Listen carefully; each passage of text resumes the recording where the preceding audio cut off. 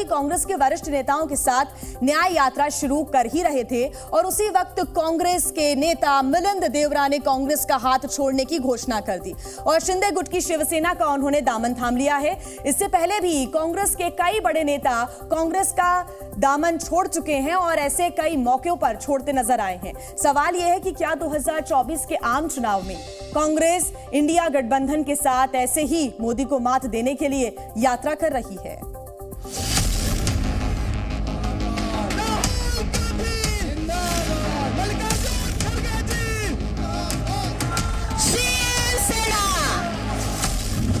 हाथ छूटा, 55 साल का रिश्ता टूटा।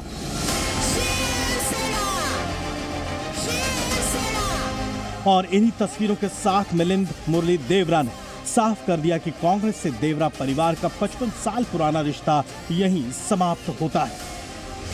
खास बात यह है कि जिस वक्त मिलिंद देवरा शिंदे गुट की शिवसेना का तीर कमान हाथ में ले रहे थे, उसी वक्त कांग्रेस नेता राहुल गांधी वरिष्ठ नेताओं के साथ मणिपुर से मुंबई तक न्याय यात्रा का आरंभ कर रहे थे। मिलिंद देवरा मानते हैं कि यहां से वो देश की विकास यात्रा में अपनी हिस्सेदारी बढ़ाएंगे।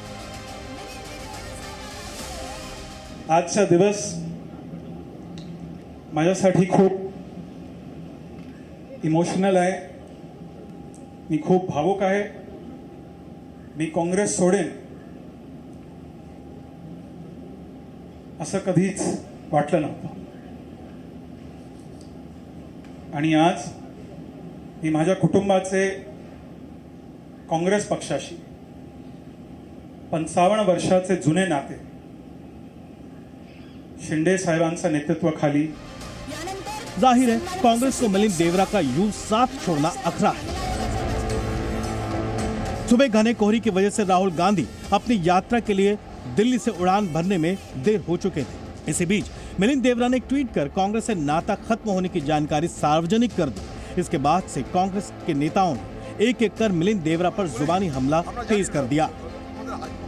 हो सकता है कि कोई दूसरे जगह उनको लगता है कि वहाँ कोई जन्नत मिल सकते हैं, इसलिए चले गए।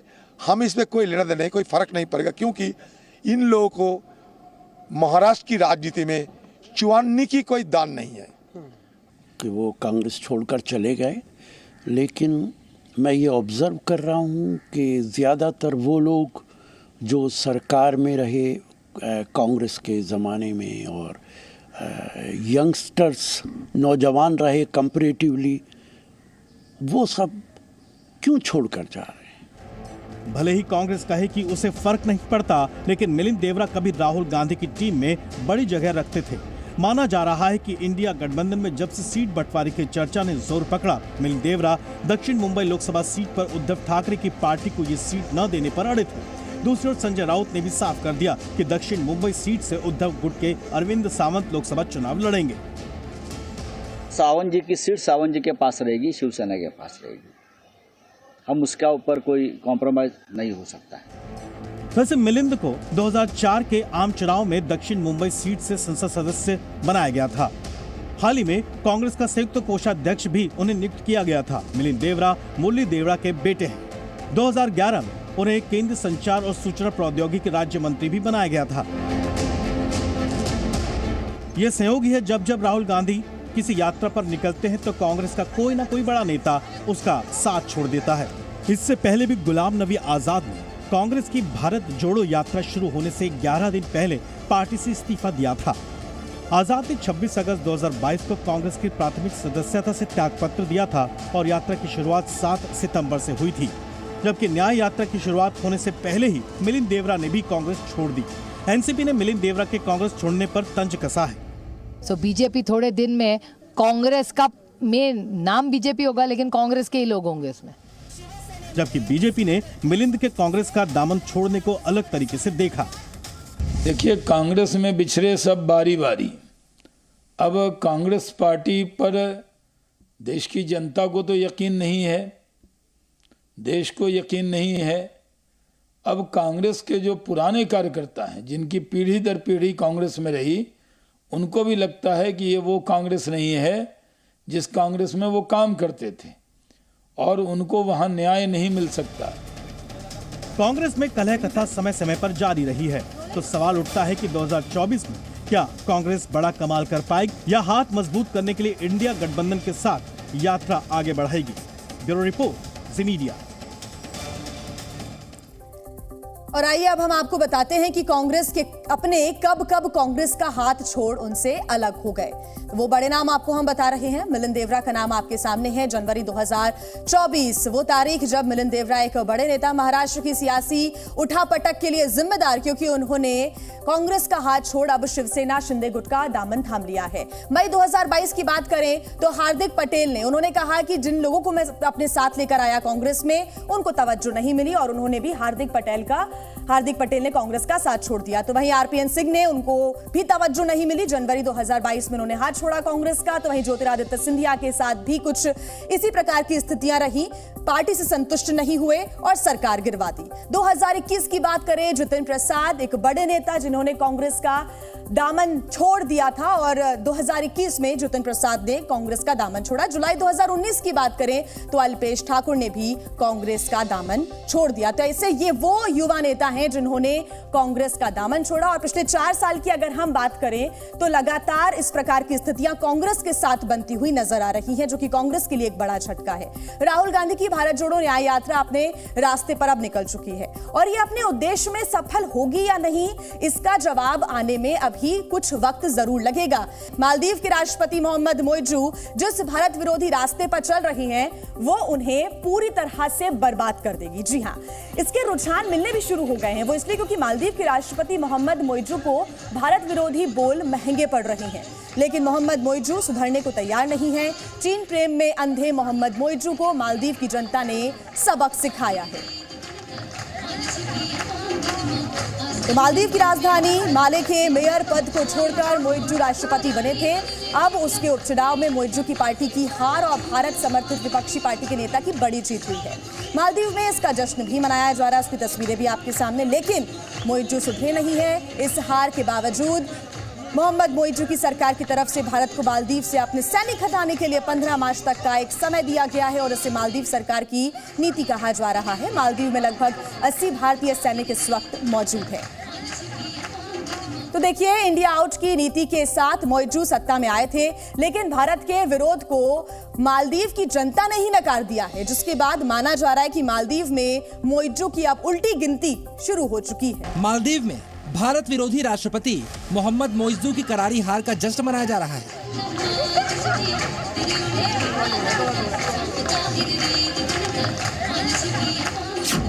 राष्ट्रपति बनने से पहले मोहम्मद मोइजू मालदीव की राजधानी माले के मेयर थे और माले के मेयर पद के उपचुनाव में उनकी ही पार्टी के प्रत्याशी की करारी हार हुई है और भारत समर्थक एमडीपी के नेता जीत हासिल करके इसका जश्न मना रहे हैं।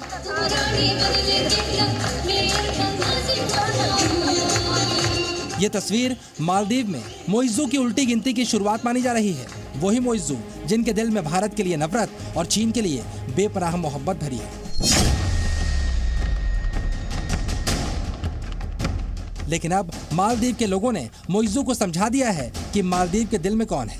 सबसे पहले भारत के खिलाफ जहर उगल रहे मोइजू की करारी हार का ब्यौरा देखिए। मोइजू की पार्टी माले मेयर पद का चुनाव हार गई है। पीएनसी कैंडिडेट अजीमा शकूर बुरी तरह से हारी है। एमडीपी के एडम अजीम ने यह चुनाव जीता है। एडम अजीम को चुनाव में 45% वोट मिले, जबकि अजीमा शकूर को सिर्फ 27.8% वोट मिले। ये हार मोइजू के लिए निजी झटका भी है, क्योंकि मोइजू के इस्तीफे के बाद ही ये सीट खाली हुई थी। यानी सिर्फ 2 महीने के अंदर जिस मालदीव ने मोइजू को राष्ट्रपति बनाया था, भारत के खिलाफ एजेंडा चलाने की सजा के तौर पर उसी मालदीव की जनता ने मोइजू को पटकनी भी दे दी। तो ऑब्वियसली इंडिकेट करता है कि मालदीव की जनता, खास करके माले के लोग, मोइजू का जो स्ट्रॉन्ग एंटी इंडिया स्टेटमेंट्स है, उसका जो पूरी कंट्रोवर्सी बन गई है, उसके चलते चिंतित हैं और वो मोइजू की पॉलिसी को नकार रहे हैं। इसी के साथ मोइजू अब विपक्षी पार्टी के निशाने पर भी आ गए हैं। माले मेयर उपचुनाव जीतने पर एडम अजीम और एमडीपी सचिवालय को बधाई। राजधानी माले के लोगों ने राष्ट्रपति मोहम्मद मोइजू और उनकी नीतियों को उनके पद संभालने के सिर्फ 58 दिन के अंदर स्पष्ट रूप से नकार दिया है। चलिए अब आप ये भी समझिए कैसे 2 महीने में मोइजू जीती बाजी हार गए। मोइजू की किन नीतियों को नकारा जा रहा है। इस हार की सबसे बड़ी वजह उनके भारत विरोधी एजेंडे से होने वाला मालदीव का बड़ा नुकसान है। चीन की यात्रा से लौटने के बाद भी मोइजू भारत के खिलाफ जहर उगल रहे हैं। मोइजू ने एक प्रेस कॉन्फ्रेंस में कहा, हमारा देश छोटा है लेकिन शोषण नहीं होने देंगे। चीन हमारा बहुत सम्मान करता है। भारत का नाम लिए बगैर मोइजू ने कहा, हिंद महासागर किसी विशेष देश की संपत्ति नहीं। और इस तरह उन्होंने सुरक्षा देने वाले भारत की भूमिका को चुनौती भी दे दी। मोइजू ने ऐलान किया है कि वो मालदीव की भारत पर निर्भरता को पूरी तरह से खत्म कर देंगे, यहाँ तक कि भारत से दवा लाना भी बंद कर देंगे। ऐसा लग रहा है कि चीन ने मोइजू को भारत विरोधी गणित सिखाकर भेजा है। मोइजू ने भारत समर्थक मानी जाने वाली मालदीवियन डेमोक्रेटिक पार्टी यानी MDP पर आरोप लगाते हुए कहा, पहले लोग सीट बदलने के लिए भी कुछ लोगों की अनुमति लेते थे। लेकिन मोइजू भारत के खिलाफ जितना जहर उगल रहे हैं, मालदीव की जनता में नाराजगी भी उतनी ही बढ़ रही है। विशेषज्ञों का मानना है मोइजू के ऐसे बयान उनके चीन के इशारे पर मालदीव की सरकार चलाने की नीयत का खुलासा कर रहे हैं। अभी जब उन्हें रियलिटी हिट करेगी तो वो अपना थोड़ा बहुत स्टांस बदलेंगे, पर अभी तो ये दिखता है कि इस मौके में, इस गर्मा गर्माई में चाइना ने मालदीव से कोई बड़े एक्सट्रैक्शन डील बना लेंगे, खास करके मिलिट्री। आने वाले कुछ समय में डेफिनेटली हम एक्सपेक्ट करते हैं कि कोई मीटिंग होगी। इनफैक्ट मोइजू के लिए तो अक्लमंदी या सद्बुद्धि इसमें होगी कि वो जल्द से जल्द अब प्राइम मिनिस्टर मोदी के साथ मीटिंग करें, ताकि ये जो रिश्तों में गर्माहट आ गई है ये शांत हो, एज अ मैच्योर लीडर। लेकिन सच्चाई ये है, प्रधानमंत्री मोदी पर अपमानजनक टिप्पणी और उसके बाद चीन के इशारे पर मालदीव में भारत विरोध की साजिश मालदीव के लोगों को पसंद नहीं आई। माले मेयर चुनाव में हार सिर्फ शुरुआत है। भारत विरोध मोहम्मद मोइजू को पूरी तरह से ले डूबेगा। ब्यूरो रिपोर्ट, जी मीडिया। चीन और ताइवान 75 सालों के इतिहास में इन दो शब्दों में जियोपॉलिटिक्स के समीकरण को प्रभावित किया है। बयानों से लेकर सैन्य अभियानों के जरिए साउथ चाइना सी में हलचल पैदा कर दी है। और एक दिन पहले ही ताइवान में राष्ट्रपति चुनाव के नतीजे सामने आए हैं और इसके बाद चीन काफी परेशान हो गया है। क्या है परेशानी की वजह, देखिए इस रिपोर्ट में। ताइवान का चुनाव, चीन में तनाव।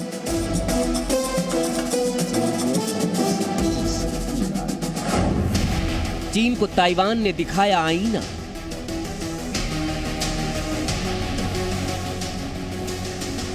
चुनाव के नतीजों से गुस्से में चीन।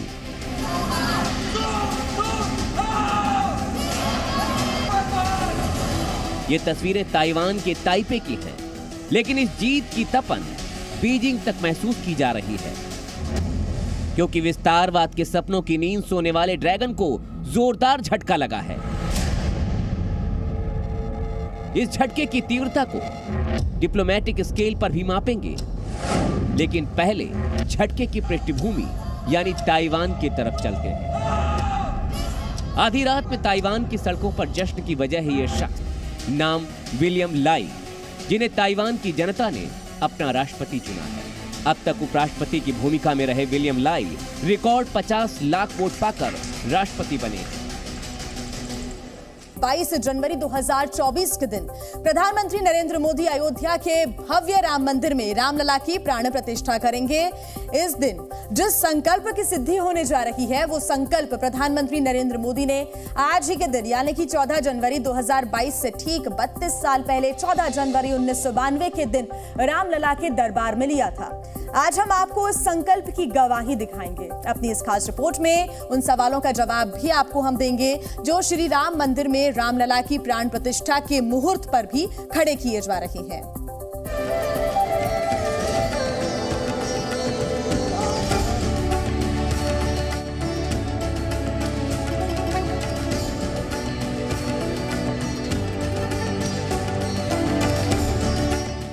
चौदह जनवरी 1992 राम जन्मभूमि अयोध्या में ली गई इन तस्वीरों में आपको उस वक्त भारतीय जनता पार्टी के अध्यक्ष रहे मुरली मनोहर जोशी और आज देश के प्रधानमंत्री नरेंद्र मोदी नजर आ रहे हैं। आज से 32 साल पहले जब यह तस्वीर ली गई थी, तब नरेंद्र मोदी बीजेपी के एक साधारण कार्यकर्ता हुआ करते थे और कन्याकुमारी से कश्मीर तक की एकता यात्रा पर मुरली मनोहर जोशी के साथ निकले थे। 14 जनवरी 1992 यानी मकर संक्रांति के दिन ये यात्रा अयोध्या में थी और तब नरेंद्र मोदी ने एक बड़ा संकल्प लिया था। दोबारा अयोध्या तभी आने का संकल्प जब रामलला के मंदिर का निर्माण होगा। इस संकल्प की गवाही सारी अयोध्या देती है, लेकिन जी न्यूज ने सीधे उस पत्रकार से बात की जिसके सवाल के जवाब में नरेंद्र मोदी ने सबको अपने संकल्प की जानकारी दी थी। यह अयोध्या के वरिष्ठ पत्रकार महेंद्र त्रिपाठी हैं, जिनके पास 14 जनवरी 1992 को अखबारों में छपी ब्लैक एंड व्हाइट तस्वीरों की रंगीन कॉपी है, क्योंकि यह तस्वीर इन्होंने ही खींची थी। आज भी महेंद्र त्रिपाठी को मुरली मनोहर जोशी और नरेंद्र मोदी से की गई सारी बातें याद है। इसमें देखिए डॉक्टर मुरली मनोहर जोशी जी हैं, जो उस समय के तत्कालीन बीजेपी के राष्ट्रीय अध्यक्ष थे, और प्रमुख चेहरा जो है नरेंद्र मोदी जी का है, जो कि उस समय उनका कोई बड़ा नाम नहीं था। लेकिन मैंने सवाल मुरली मनोहर जी से पूछ लिया था, क्योंकि उस समय हैंडसम लग रहे थे। मैंने उनसे पूछा था कि ये हैंडसम नौजवान कौन है, तब उन्होंने कहा था नरेंद्र मोदी हैं। तब मैंने उनसे पूछा था कि आपने भी मंदिर में रामलला का जो है दर्शन किया, पूजा किया, और क्या संकल्प लिया आपने। तब उन्होंने कुछ सोचने के बाद बताया था कि जो है मैंने जो लिया है वो मेरा संकल्प इतना ही है कि मैं दोबारा तभी यहाँ आऊँगा जब राम मंदिर का निर्माण होगा।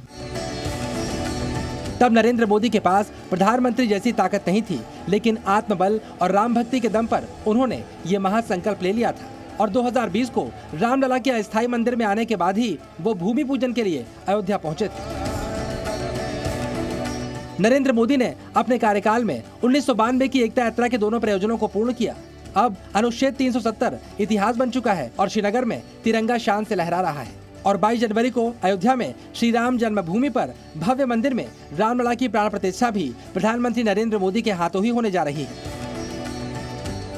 उन्होंने जो है रामलला के दरबार में दर्शन भी किया था, और वहां से उन्होंने अपना संकल्प लिया था, जो अब संकल्प उनका पूरा होने जा रहा है। क्योंकि मेरा राम जन्मभूमि स्टूडियो हुआ करता था, तो मैं एक इकलौता ऑथराइज वहाँ का फोटोग्राफर था, प्रेस फोटोग्राफर था, और इस वजह से मुझे पास जारी होता था। इसीलिए मैंने तस्वीरें भी खींची थी।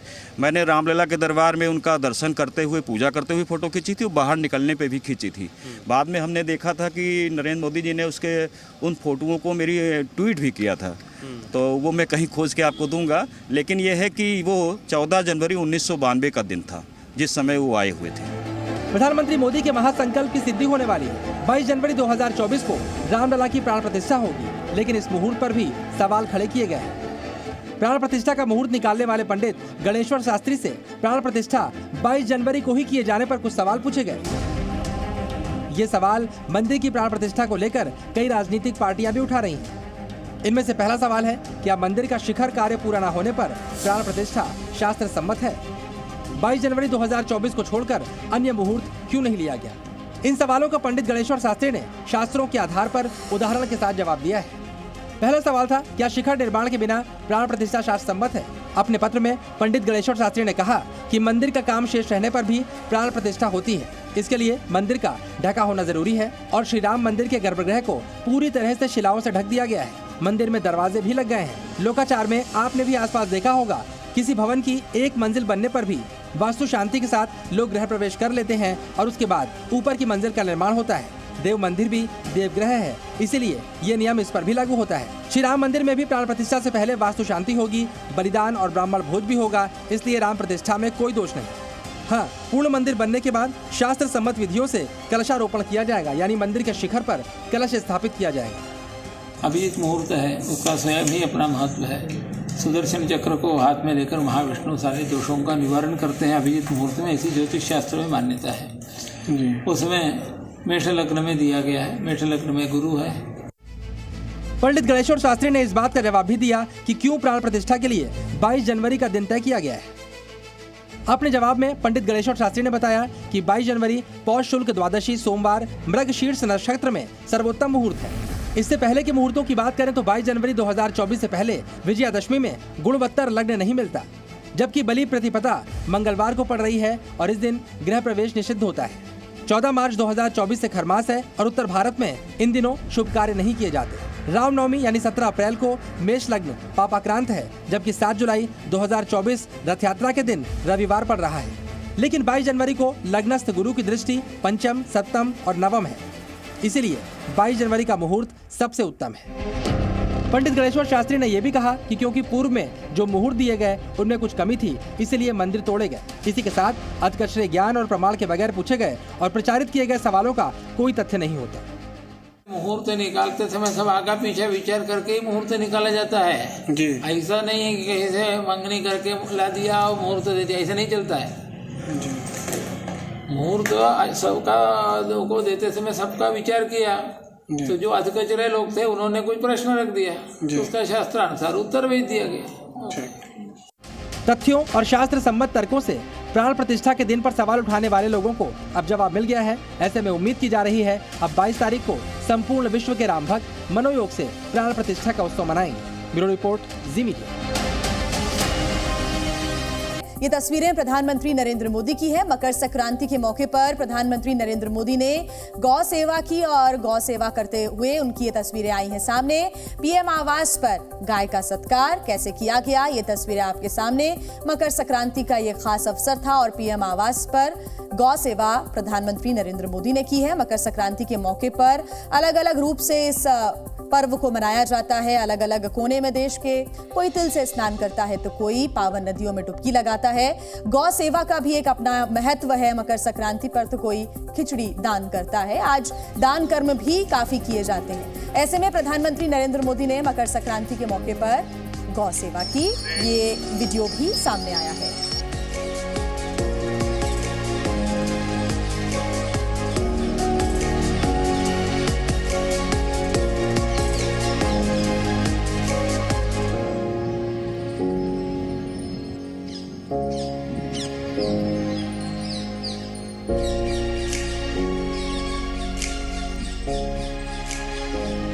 कई मौकों पर प्रधानमंत्री नरेंद्र मोदी की पीएम आवास से ही इस प्रकार की तस्वीरें सामने आती हैं, जब कई बार वो मोर के साथ नजर आए हैं, कुछ अन्य जीवों के साथ नजर आए हैं। और आज मकर संक्रांति के पर्व पर प्रधानमंत्री ने गौ सेवा की। ये वीडियो भी सामने आया है। मकर संक्रांति की उन्होंने शुभकामनाएं भी पूरे देश को दी हैं।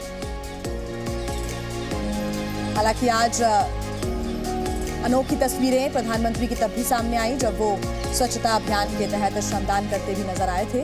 और ये तस्वीरें आप देख रहे हैं पीएम आवास की तस्वीरें हैं, जहां पर गौ सेवा कर रहे हैं, उन्हें चारा खिला रहे हैं, उनके साथ कुछ वक्त बिता रहे हैं।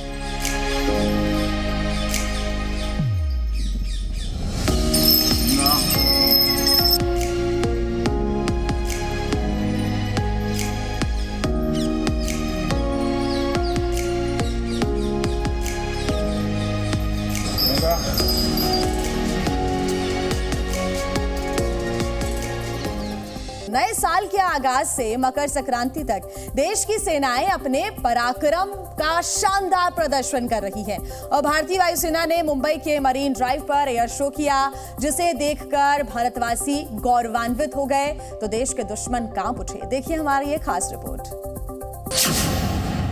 हौसले 7वें आसमान पर, वायुसेना के करतब देख थर्रा उठेगा दुश्मन।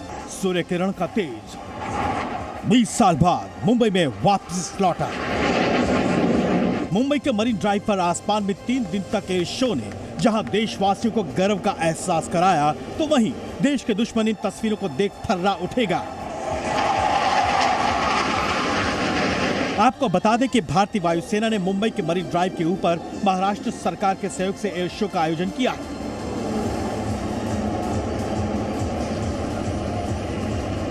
यहां सूर्य किरण एरोबेटिक टीम और सारंग हेलीकॉप्टर टीम के साथ साथ फ्लाइट पास्ट SU-30 MKI की ओर से निम्न स्तरीय एरोबेटिक डिस्प्ले और फ्री फॉल और पैराशूट डिस्प्ले सहित कई पराक्रमी प्रदर्शन किए गए। दूसरी ओर कानपुर में सशस्त्र बल वेटरन्स दिवस के मौके पर भी वायुसेना ने अपने शूरवीरों की गाथा को याद किया। एक सैनिक परिवार जाति और पंथ जैसी सोच से कहीं ऊपर उठकर पूरे राष्ट्र के बारे में वह सोचता है। उस सैनिक का सबसे बड़ा धर्म यह हो जाता है कि मैं रहूं या न रहूं, मेरा देश रहना चाहिए, क्योंकि देश की निरंतरता में वह भी जीवित रहेगा और उसका नाम भी जीवित रहेगा। आपको बता दें कि नए साल की शुरुआत से भारतीय सेना की तीनों टुकड़ियां अपने अपने स्तर पर अभ्यास कर रही हैं और दुश्मनों को उनकी हरकत करने पर करारा जवाब देने की ओर इशारा भी कर रही हैं। हाल ही में ओडिशा के चांदीपुर क्षेत्र स्थित एकीकृत परीक्षण रेंज यानी ITR से नई पीढ़ी के आकाश मिसाइल का सफल परीक्षण किया गया था। परीक्षण के दौरान मिसाइल ने मानव रहित एयर टारगेट को निशाना बनाया और वो बिल्कुल सटीक लगा। आकाश तेज गति से आने वाले हवाई लक्ष्यों को रोकने में सक्षम है। इसमें स्वदेशी रूप से विकसित रेडियो फ्रीक्वेंसी सीकर भी है। साथ ही इसमें लॉन्चर, बहुकार्य रडार और कमान है। ये नियंत्रण एवं संचार प्रणाली से लैस है। खास बात ये भी है कि कई देश आकाश हथियार प्रणाली में दिलचस्पी ले चुके हैं। जी न्यूज़।